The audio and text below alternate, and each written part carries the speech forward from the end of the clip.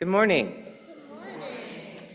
Welcome to Northwest Unitarian Universalist Congregation, where we are gathering both virtually and in person as one connected community, and today that means that we are a joint service. So please welcome the folks from Detroit for making the trip up here. We are so glad that everyone is here today. I'm Eli Kranz, my pronouns are he, him, and I'm going to be your worship leader this morning. And I'm joined by Reverend Julie Brock and the joint musical team from Northwest and First UU. Yeah. If you are a visitor online and would like Northwest to stay in touch with you, please fill out a visitor form appearing in the chat box. If you are with us in person, you can fill out the visitor sign-in form in the atrium. So let's take a moment this morning and please greet your neighbors with a wave from wherever you are.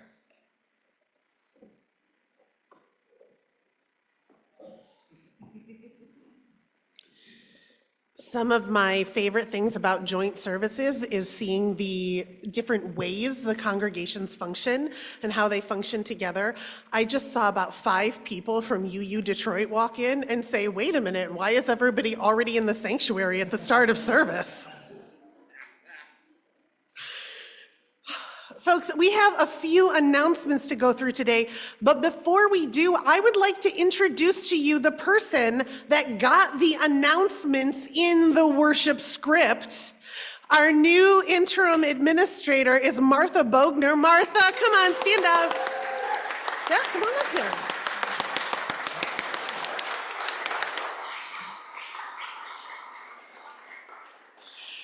Martha, that's how excited they are that I'm not going to be doing the administrative work anymore. Do you want to say anything? Well, I guess I'll just say hello. It's been a good first couple weeks, I think, as much as coming into a situation that I know has been a bit tumultuous over the last couple months. But I am excited to be working with y'all and excited to see how we can move forward and do the important work that is church. And I'll just be doing some of this stuff. But yeah, it's good to be with y'all this morning. And if you have administrative needs, reach out to me, and we'll make this church happen. So thank you.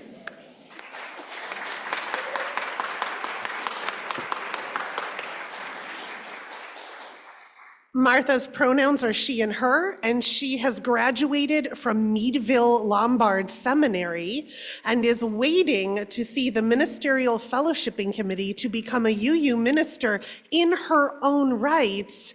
She is incredibly overqualified for the job, and I begged her to come do it for a while, and she said yes. So thank you for being here, Martha.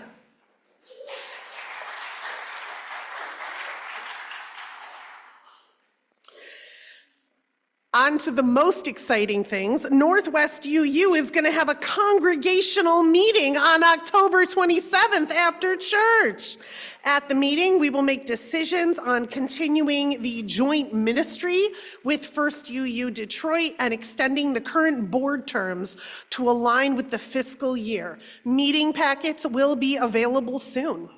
The governance task force at Northwest has also put together a high-level overview of its plan for governance change, so like we're getting into the really exciting stuff.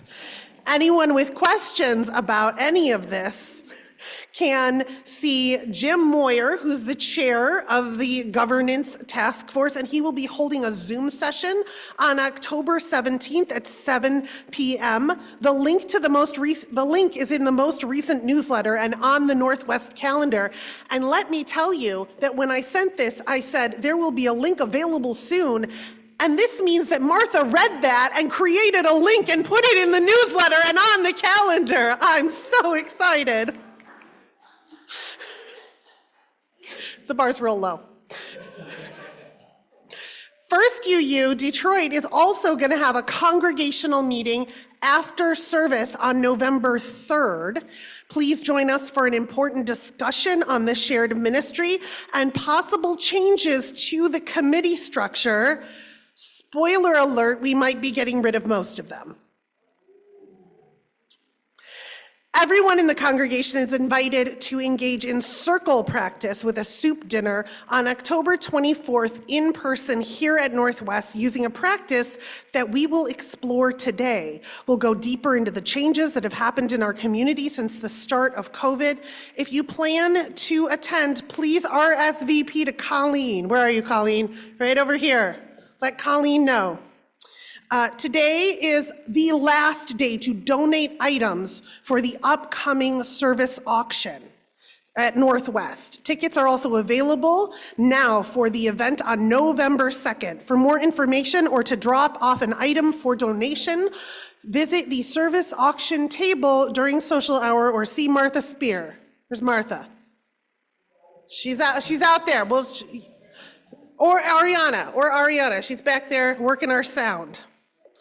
And last but not least, y'all, the Detroit Marathon is next weekend, and it completely encircles and blocks off the Detroit church and parking lot. So if you are planning to go to service at Detroit, you are going to have to find a way to park that is far away. We are assuming that most of you are going to be virtual next week, and so our speaker may be virtual and our music may be virtual as well. So just know that if you are planning to worship with UU Detroit next week, there will be a service for you. It will be very difficult to attend it in person.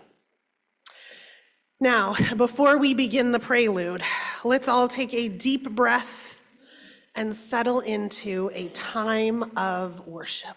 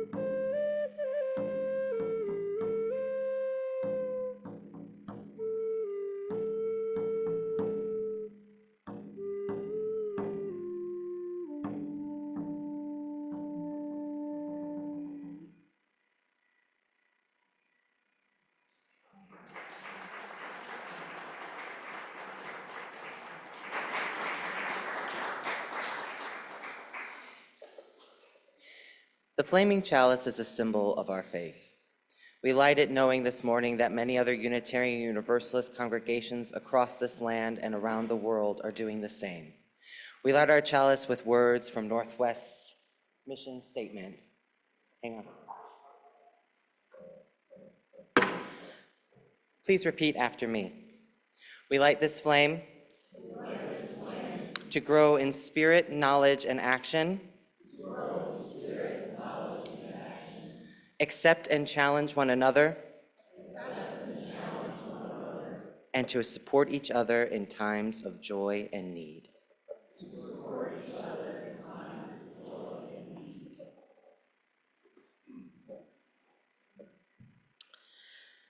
Each week, we offer a land acknowledgement.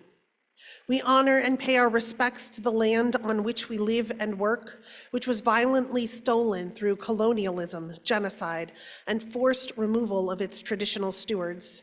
These stewards are the Anishinaabeg, the Council of Three Fires, which include the Ottawa, Ojibwe, and Potawatomi, also known as the Ottawa, Chippewa, and Potawatomi tribes.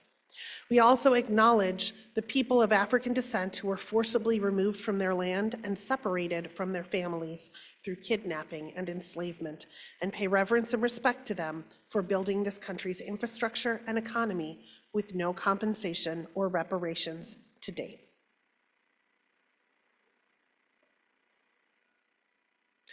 You are now invited to rise in body and or spirit and join me in singing number 1001, Breaths, in your teal hymnal.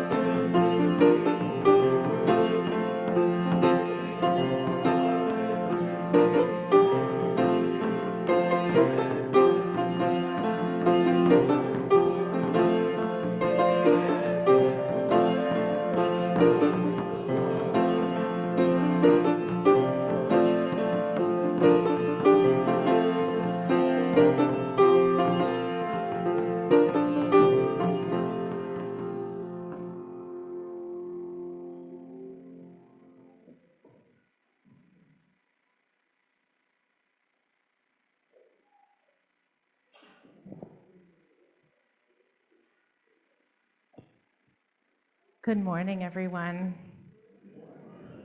It's good to see your faces this morning. I would like to invite the children to come up front if they would like to come up front for the story.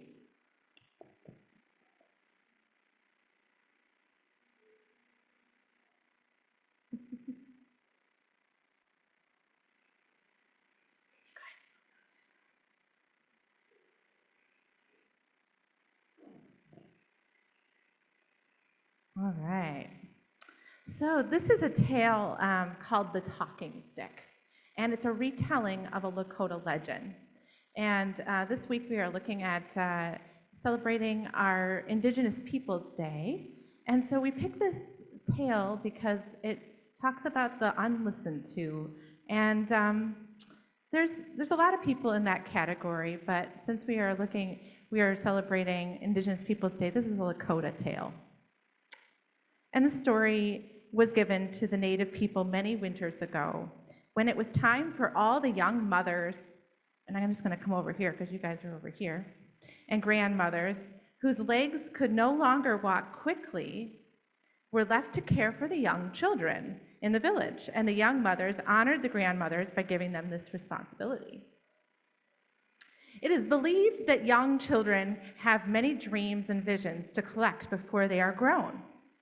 With the grandmothers close by, all the children took naps in the warmth of the darkened lodge before sun had traveled its path across the sky. On one of these days, while the children slept, Crow and Magpie, two noisy winged ones, were having terrible argument outside the lodge of the sleeping children. "Caw-caw," said the crow. "Cack-cack," said the magpie, and they were both speaking at once, and they could not hear each other's point of view. One of the grandmothers went out quietly outside to try not to wake the children, and she tried to scare the birds away. And when she got their attention, the crows and the magpie paid no attention to her. And so she went to Eagle for help. And Eagle was the great winged one. He was a sacred bird and native to the people, all the other animals on earth, and he was full of much wisdom. "Oh, Brother Eagle, can you chase these two noisy birds away?" asked Grandmother. With a mighty flap of his wings, Eagle sailed toward the noisy pair. Hey, Brooklyn, you want to be an eagle? Okay, why don't you fly around a little bit? There you go. Come down to the noisy pair. He gave a call of warning to the crow and the magpie as he came. What's your call? Don't know. Okay. But they were so busy fighting that they did not hear him. When Eagle saw this, he yelled louder and came closer, and this is what happened. "Caw-caw!" Can you say caw-caw? "Caw-caw!" the crow screamed. And "cack-cack!" Can you say cack-cack? "Cack-cack!" said the magpie, and they paid no attention to Eagle. And suddenly they both realized that they had flapped their wings so hard without even looking at what was going on, they hit one of Eagle's wings. And one of Eagle's wings fell to the ground. One of his feathers fell to the ground. And Magpie spoke to Eagle. "Oh, brother, we did not hear you so near. I am truly sorry for the injury I have caused you." Now Crow was surprised to hear his such an honorable thing come from his neighbor, and he spoke to Eagle with dignity. "I have many times been naughty bird, Brother Eagle. I think this may be the worst. I have done this in many moons, and I am very, very sorry that you lost your sacred feather." So Crow and Magpie went to retrieve Eagle's feather, and their eyes met. And with no words, they both knew that this mistake would have happened if they had not been fighting. It would not have happened if they had not been fighting, right? Yeah.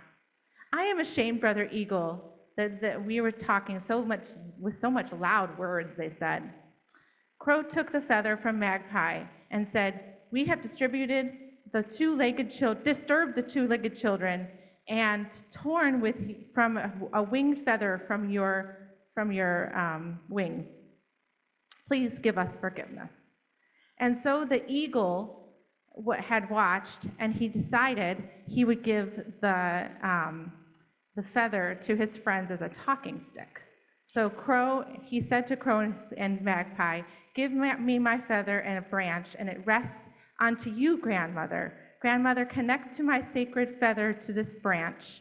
Dress the branch with beads and leather and fur to make it even more beautiful. And keep it in your lodge to teach others to create a fine-looking stick." Then Eagle said, "We will call this a sacred talking stick. Tell all the people that they can come together at any gathering where ears might be shut to bring out the talking stick. This will be done in an honorable manner, letting everyone have his say, or their say." So, what do you think this story is about, you guys? Maybe about fairness or something. Anybody else have anything else? Brooklyn, do you have anything? No, okay. Well, what I think this story is telling us today is that we need to take turns talking, right? And we need to be able to share our points of view without disturbing the young children that we're trying to take a nap. So we can take from this story that listening deeply is an important practice, right? Yeah. So thank you, Eagle. Thank you.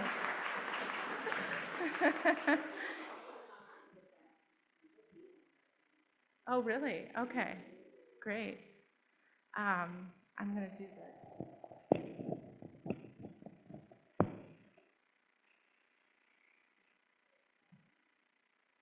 I have a script.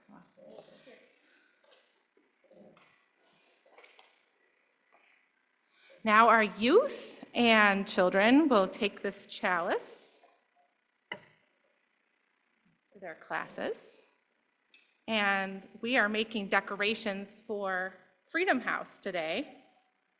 And we're taking a collection for them because they're going to have a Halloween celebration. There we go. So if you would please rise in body and mind and spirit, if you're able, and we will sing the children out. Brooklyn, you want to take the plane?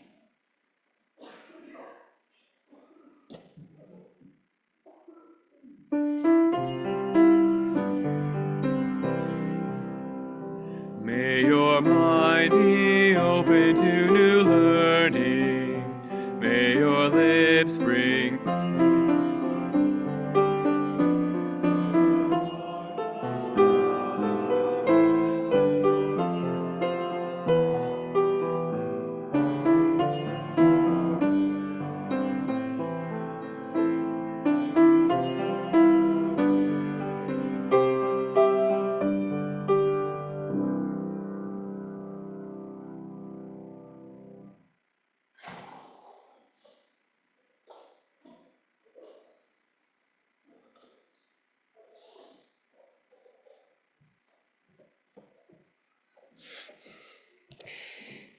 This week, Northwest UU is taking a special collection for the Unitarian Universalist Association's Disaster Relief Fund. The scale of destruction in the wake of Hurricane Helene has been utterly devastating to many communities in the southeastern United States. Some Unitarian Universalist congregations have been seriously impacted, and others are still trying to assess the damage. You can help support Unitarian Universalists and their communities as they recover from the storm by giving generously to the UUA's Disaster Relief Fund. Disaster Relief Fund donations become grants to Unitarian Universalists, their congregations, and their communities. All gifts granted in the course of immediate crisis response will be extended directly to impacted communities.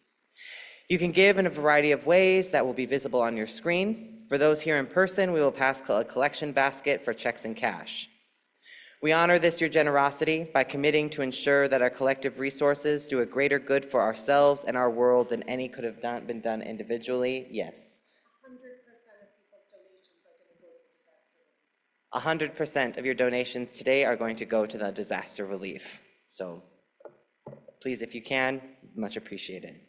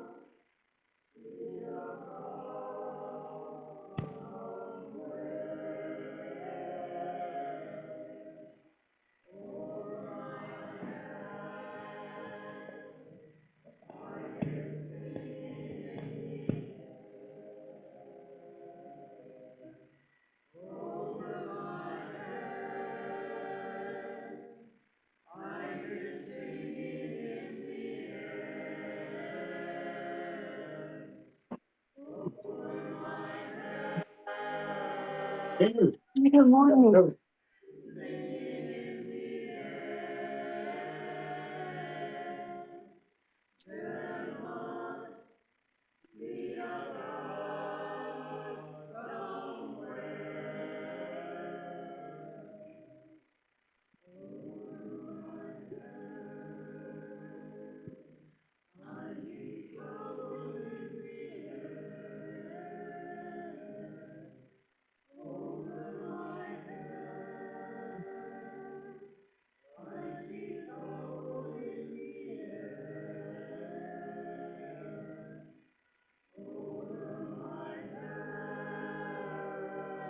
Good morning.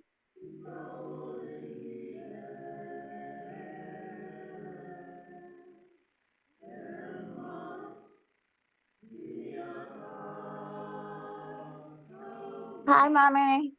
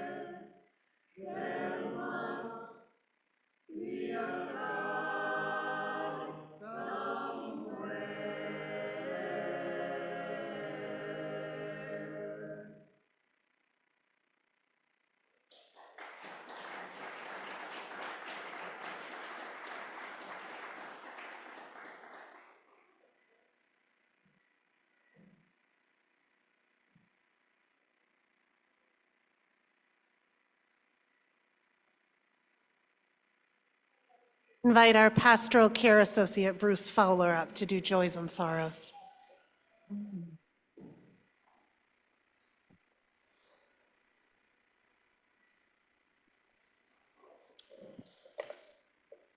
Good morning. My name is Bruce Fowler, and my pronouns are he and him. And I am a member of Northwest Pastoral Care Committee. I want to remind you that anyone needing the support of our community can reach out to our Minister of Pastoral Care, Reverend Teresa Rolk, in the weekly Friday morning Zoom room, or in a one-on-one appointment by emailing pastoralcare@northwestuu.org. The collective cares of our community are recorded in our book of joys and sorrows, which will remain on the red cabinet near the name tags. If you would like to submit a joy or sorrow virtually, please mail pastoral care at nwuu.org. When I announce your name, please raise your hand. As soon as I find it here. I just had it. Here it is. Okay. Jim Kubeski. He says, my mother turns 102 today. Happy birthday!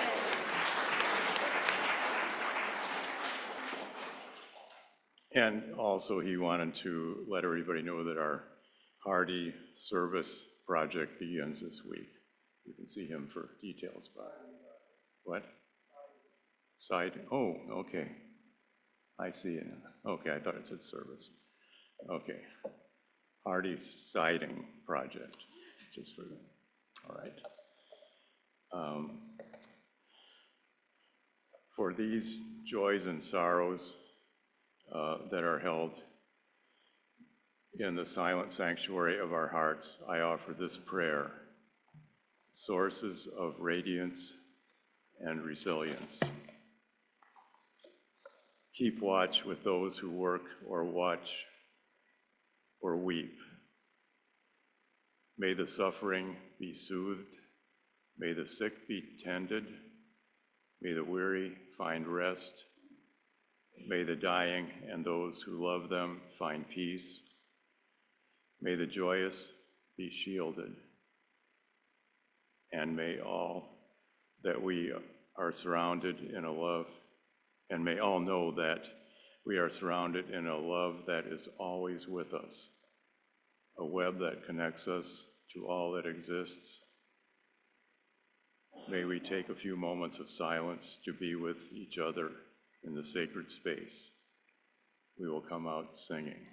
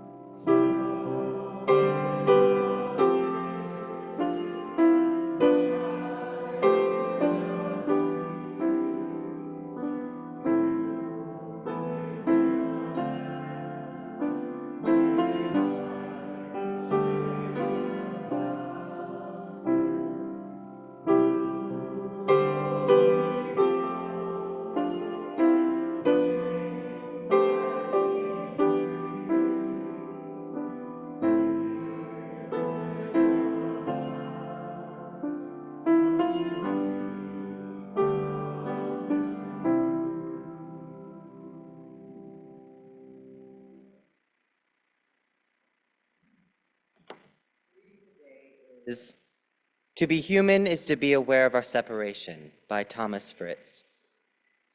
To be human is to be aware of our separation. We want to love and to be loved by our friends, our parents, our children, but often we feel alone, not knowing the right things to do or the right words to say. We want to live in harmony with the land, the water, the air, the plants, and the animals, but often we feel like clumsy blunderers, estranged from the natural world around us. The confession of our separation is an act of humility, a willingness to admit that we are not as wise or as confident as we appear to be, that inside we sometimes feel lonely and confused. The act of confession is the first step in moving into a relationship. To feel the presence of God, we first stand at a distance, feeding our separation. Then we turn and move into relationship, opening our hearts to other people, to the earth, to the sounds of music. In turning, we feel a mutual contact, the reciprocal meeting of the fullness of life between one act of existence and another. We call this experience grace. In this experience of grace, we rediscover God. In the face of a child, in the hug of a friend, in the sounds of a choir, in the flowers of spring, the Spirit of grace enters our bodies and renews our souls. Amen.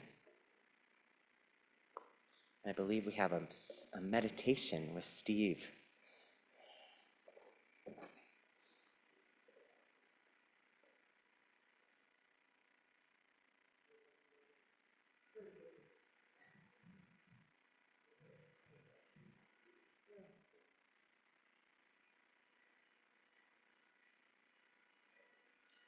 So when they said that this month's theme would be deep listening, I got very excited because I've been working for a while with work of a woman named Pauline Oliveros, who has a series of what she calls deep listening and sonic meditations going back several, and hearing her work for several decades.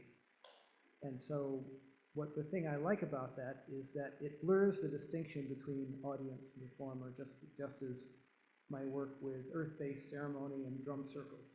There's less of a distinction between audience and performer. So with this piece, the way it works is very simple. And the score is just a paragraph. It says, using any vocal sound, sing a tone that you hear in your imagination.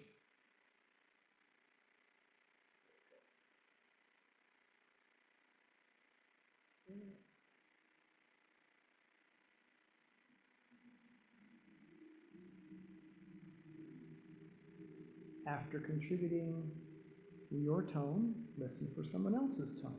So as much about listening as singing. And tune to its speech as exactly as possible.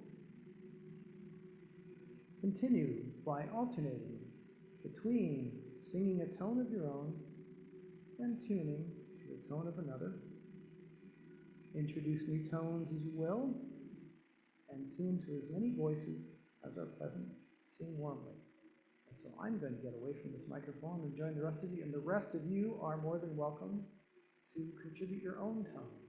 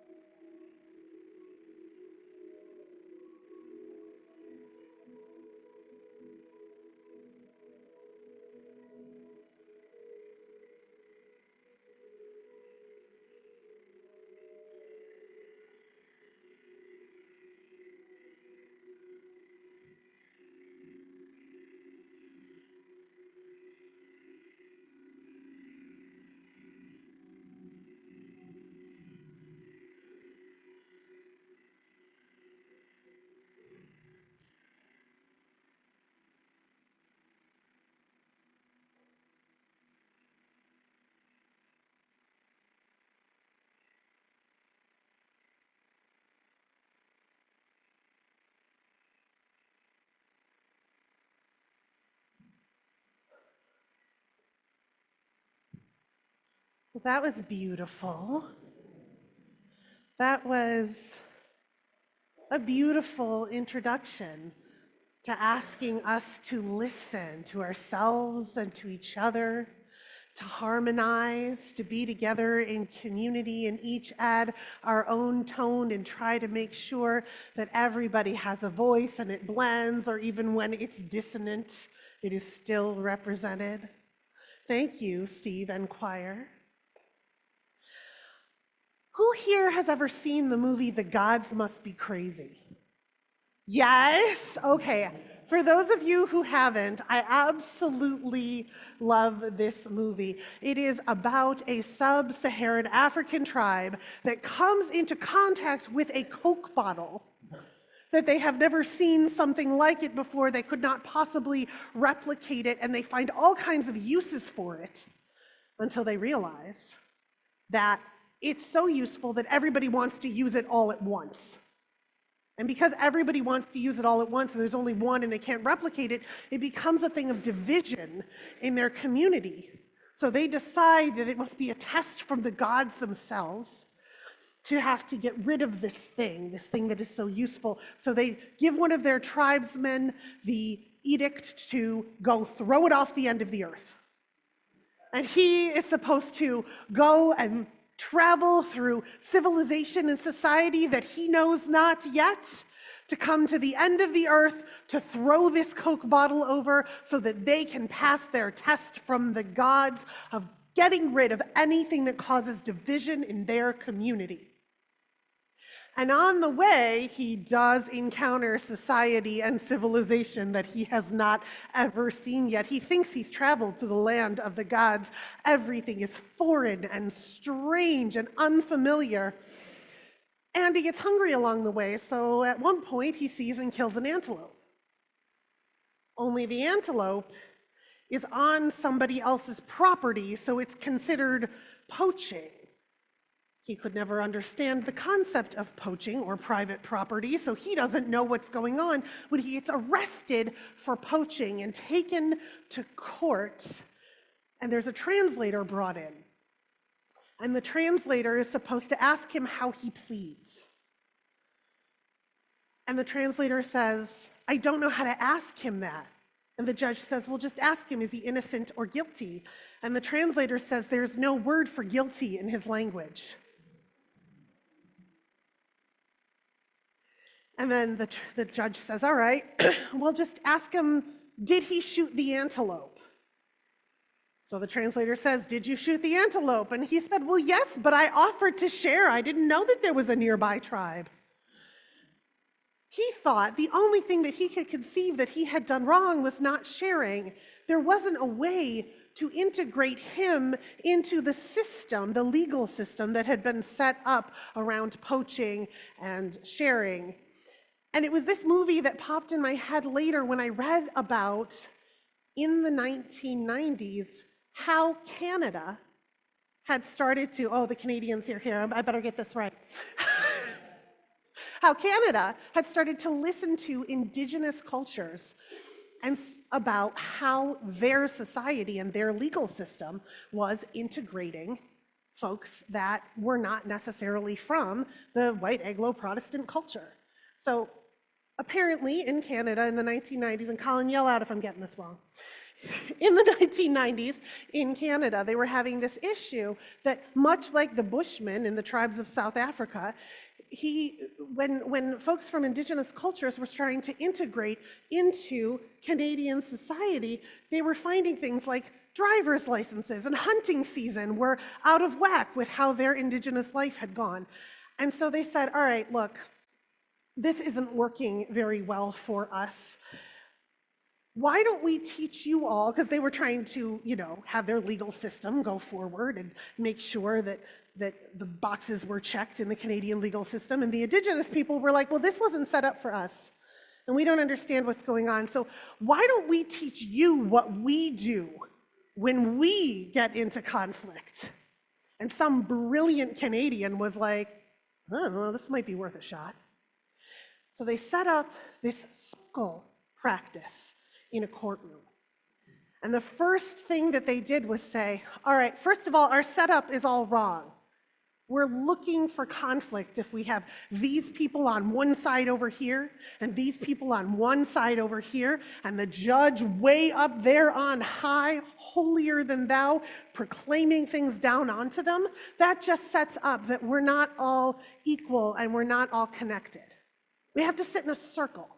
We have to be able to look at each other. We have to have an equal voice in the process. So they said, all right, let's try it. So they sit in the circle, and then the judge says, all right, so how do you plead? And they go, wait a minute. See, that's not the right question, is it? Because what we're trying to do is figure out how we can connect to each other and how we've harmed each other. So just asking, how do you plead, isn't enough. What we need to do, what we do, is we have a council of elders that sits back and asks, what questions should we even be asking? So in this circumstance, it's not how do you plead, it's why did you set up this law against poaching in the first place? And why did you kill this antelope? And do you think, and what is the harm that has been done by killing this antelope? And how can we repair that harm? And do you think our people should be subject to your rules? Those are the questions that we have to sit and deeply ponder. And so they said, well, all right, okay, so let's sit down and ask those questions. And one of the lawyers said, I'm going to ask those questions, but I'm going to make my case. This is what happened, and this is why we set up this law, and this is the reason for setting up this law. And the other lawyer said, I object. And they said, no, listen. You can't talk over each other. This isn't a debate. There isn't any way to achieve justice in a debate. If you are in a debate, you're trying to be right. That's the highest value. But here we're trying to understand each other, have empathy, build relationship. That's different than being right and getting your way.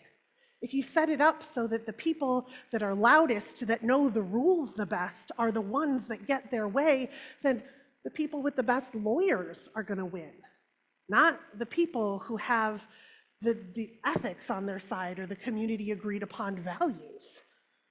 That would be a messed up system, wouldn't it? They go through this practice, a circle practice, of teaching each other how to listen, how to sit and have a moment of egalitarian conversation where every voice is heard. Each person in the circle is asked a question, and each person, or the entire circle, is asked a question, and each person gets to respond in turn. They aren't thinking about what their answer is going to be because they don't get to respond. They're thinking about what the other person is saying and how they can understand them better. Each person gets to respond in their own time. So if they are a person with a big personality who sometimes likes to be loud and storm and take up a lot of time, they have their time to do that. They have their moment to do that. They're not doing it on anyone. The circle is holding their emotions. And if they're a person who needs a minute to think, who's not going to get a word in edgewise if the only way to talk is to interrupt, then they're going to have a moment to think and to talk and to be held in this safe space where they're not on the defense, but they're just telling their story. It was a brilliant experiment, but afterwards, one of the lawyers went up to one of the tribal leaders and said, this is great, but it would never fly in our legal system. It still doesn't answer our legal questions about what's going on. And the tribal leader said, well, that I can't fix for you. You see, you have a system that is overly concerned with what rules and laws were broken, who should be blamed, and how they should be punished. And we are more concerned with why people are behaving the way they are, with creating connections and understanding one another and creating a society where that harm doesn't get done in the first place because we have systems that preempt it. I can't fix your system for you. What we can do is teach you how we do things and wonder if there's a way that you can maybe learn something from us. One of the people that was in on this experiment was someone who then moved to St. Paul, Minnesota. And in St. Paul is one of the whitest big cities in the United States. And a lot of the crime that happens comes from an African American community. And they're like, wait a minute, this doesn't make sense. Why would this one community be perpetuating more crime than the rest of everybody else? And it turns out that they weren't. They were over-policed, they were overwatched, and they were over-punished. And it also turned out that that particular community had more poverty and that they were more crimes of desperation. So this person said, all right, listen, we're going to try this restorative justice. We're going to try this circle listening thing in our courts. We're going to ask the people that have committed the crimes to talk about why they committed those crimes. We are going to listen to their story and figure out if there is something feeding into this system that is making people desperate and making people want to or have to commit crime.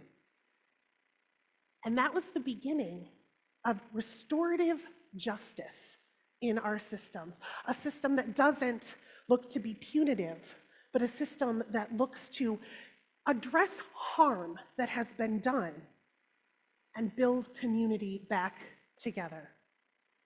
And then, after this started to work a little bit in our legal systems, a lot of people started to adopt it. Universities are like, we're going to do restorative justice, we're going to do circle practice.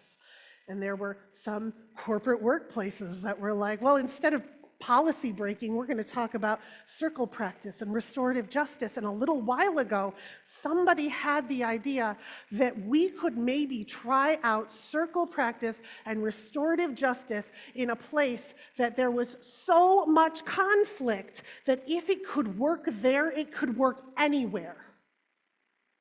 Churches.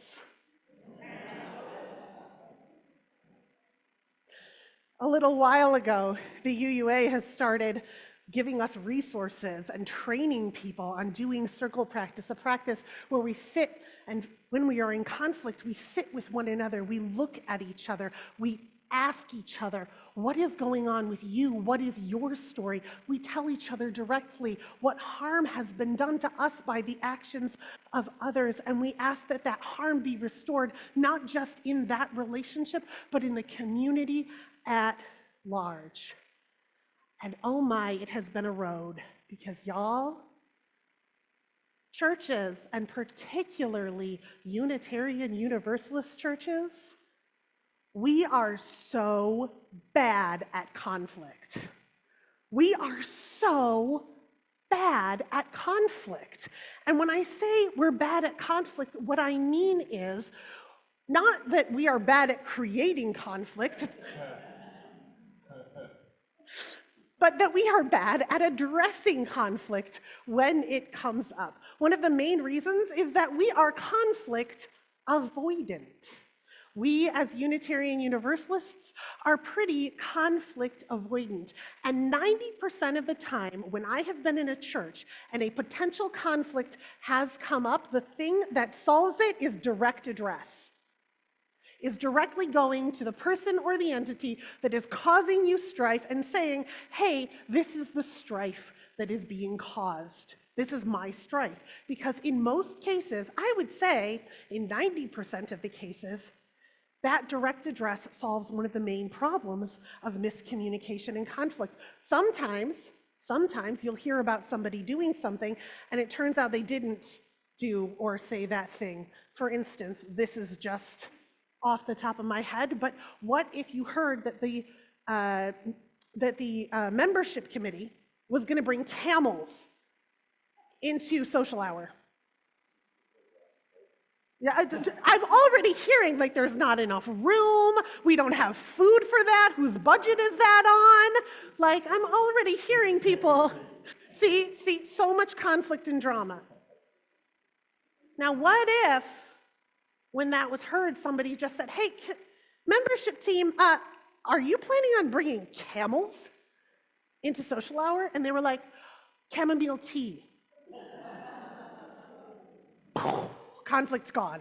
Conflict gone. Or sometimes the person got the message right, but they inferred something that wasn't actually there. The membership committee is going to start serving chamomile tea, so that means they're going to stop serving coffee. And that could be solved with a quick, hey, membership committee, are you still going to serve coffee? Yeah, great.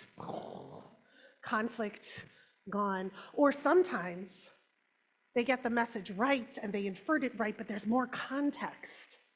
Hey, membership committee, are you serving chamomile tea instead of coffee? Yes, you know what? The state of Michigan just outlawed us being able to serve caffeine in public. Do you want to form a committee of justice for caffeinated drinkers with me and take this to Lansing? Community building.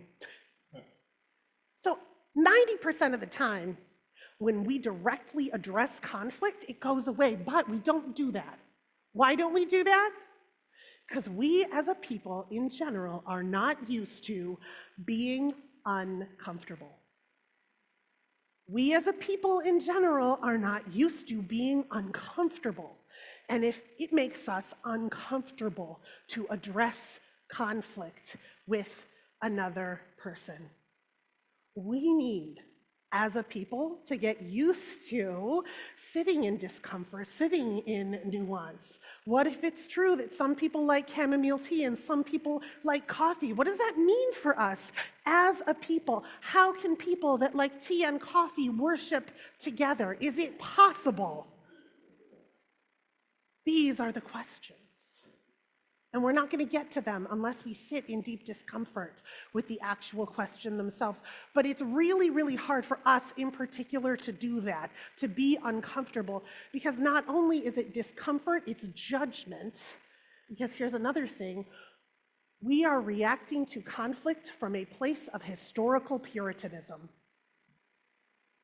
We are reacting to conflict from a place of a people who said that there is an elect and an elite, and they are correct.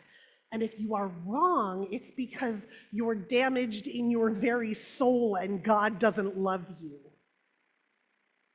And we have fought really, really hard to get rid of all of that dogma, but we have not gotten rid of all of that culture. We still live in a society that says that if you're vulnerable, you're weak. We still live in a society that says that if you admit that you're wrong about a thing, that you're just wrong in general, that you can't have a behavior that was sort of messed up without you being inferior or messed up. It's the difference between you're racist and that thing that you did was racially insensitive. And the first one, you can't do anything about because you're just bad. But the second one, you can, because you can change your behavior. You can listen and make connections, but we come from this place. We come from this place where we think if we address conflicts to another person, what we're actually saying, and we don't think this logically, we think this culturally, we think this behaviorally, we think this as a way of how we've been inculcated. That if we go up to someone and say, hey, I'm having conflict with you, your behavior caused me harm, that what you're actually saying is you're a bad person and you do bad things and you shouldn't be in this community. And sometimes that's what we hear when other people say, hey, you hurt me and you caused me harm. So we've got to unlearn 200 years of culture that we're actively trying to unlearn, but this is why it's hard for us. This is why we leave our conflicts until they fester, and then the discomfort gets pushed onto the entire community. And the other thing that's true The reason that we don't do conflict well is because our values and our systems are in conflict with each other. Our values and our systems are in conflict with each other. We value relationship. We value empathy. We value listening. We value care of the other.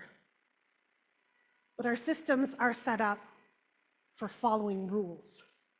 Our systems are set up for a hierarchical structure. Our systems are set up for addressing not harm, but infringement of policy or bylaw. A while ago, the UUA was really excited about every congregation having a disruptive behavior policy. They wanted all of the congregations to have a disruptive behavior policy so that we would know what to do when someone was disrupting the community with their behavior. And I think that's really good. But what would happen is community after community after community would have a person that was doing something that was disruptive, and they would ignore it until it got so bad that they had to bring out a policy and punish them. And there's so much room in between somebody doing something that slightly annoys us and having to pull out a policy. There's so much room.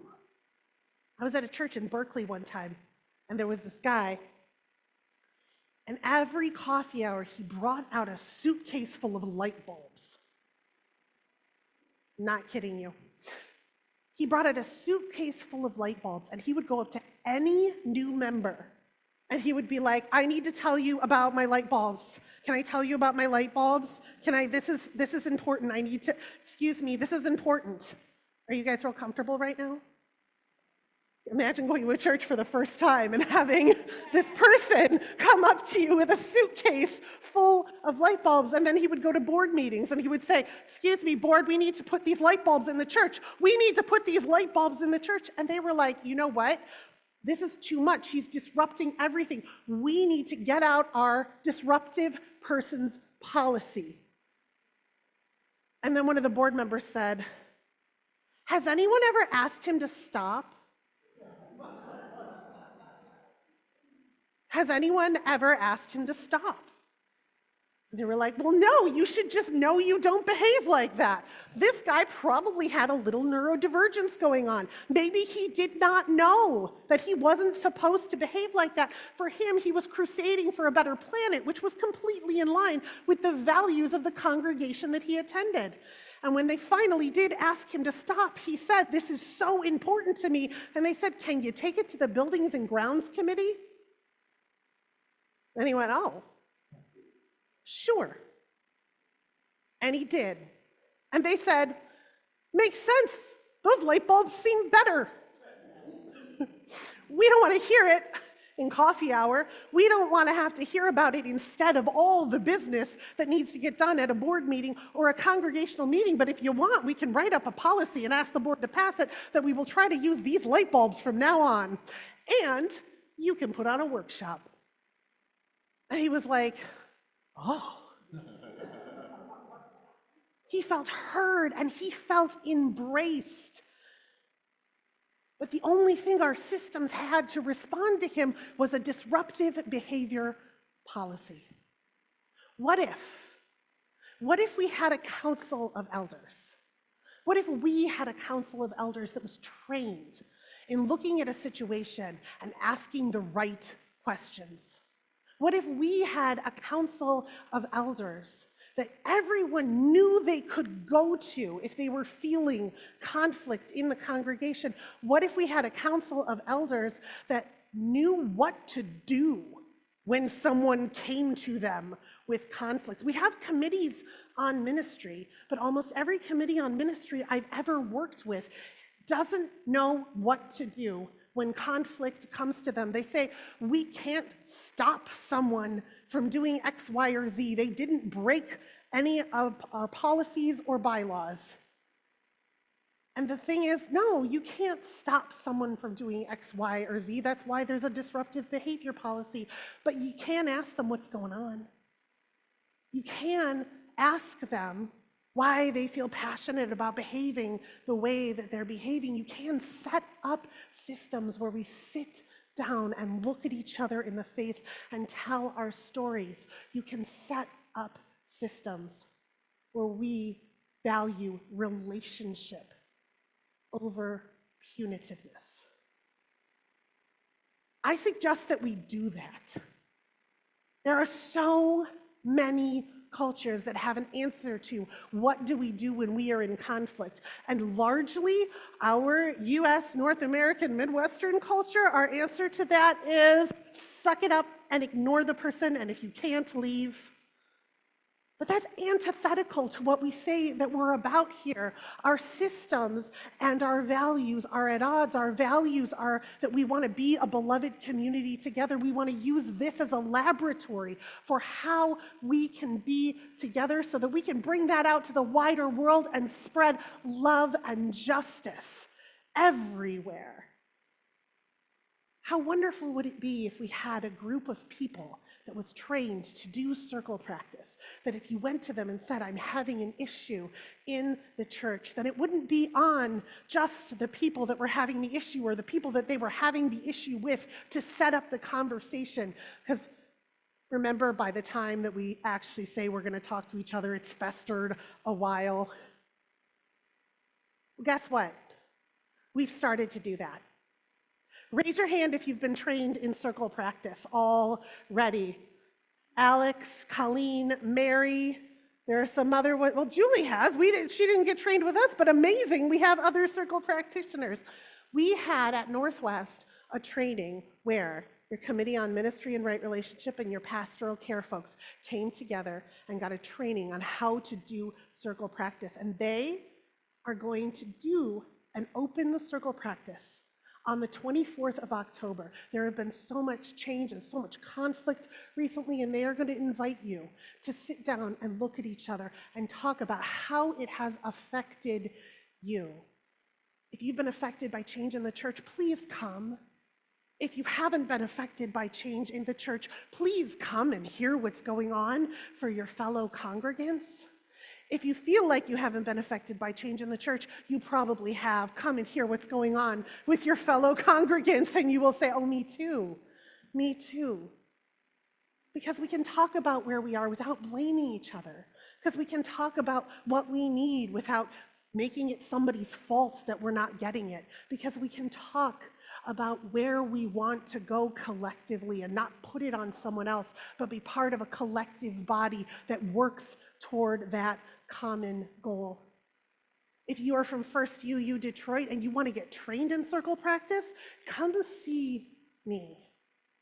I think we should set up systems where we have a council of elders or a committee on ministry or a group of good folks who are there, who can be come to when we're aching, when our insides are screaming that we want to connect, but we don't know how. When we know that there's not something beloved going on in the midst of our community, and we don't want to shame and we don't want to blame, but we do want to connect.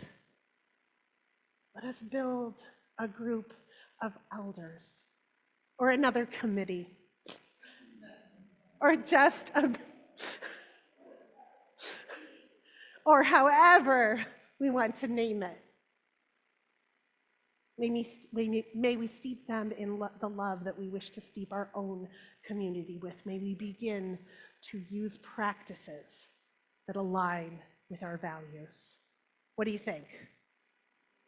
Sound good? Come on the 24th. Come on the 24th.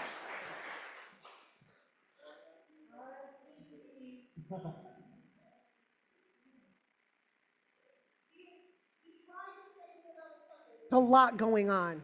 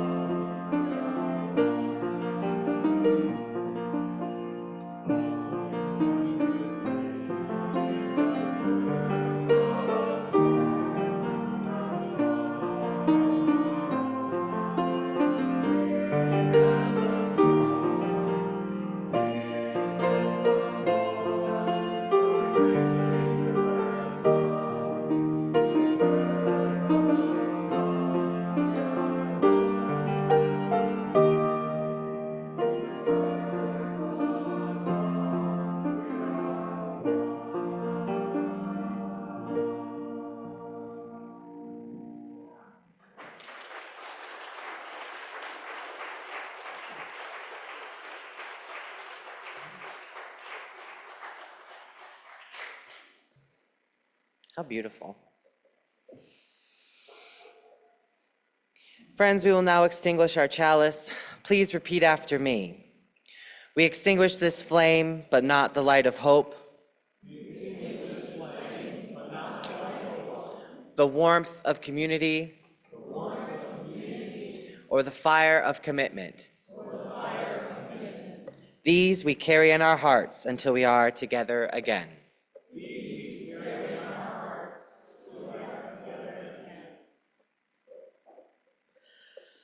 I've said it before, and I will say it again. I get to worship when the musicians play. Thank you.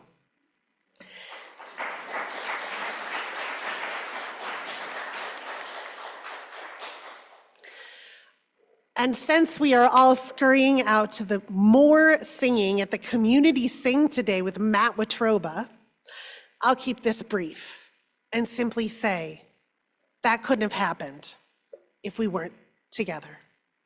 Blessed be, and amen.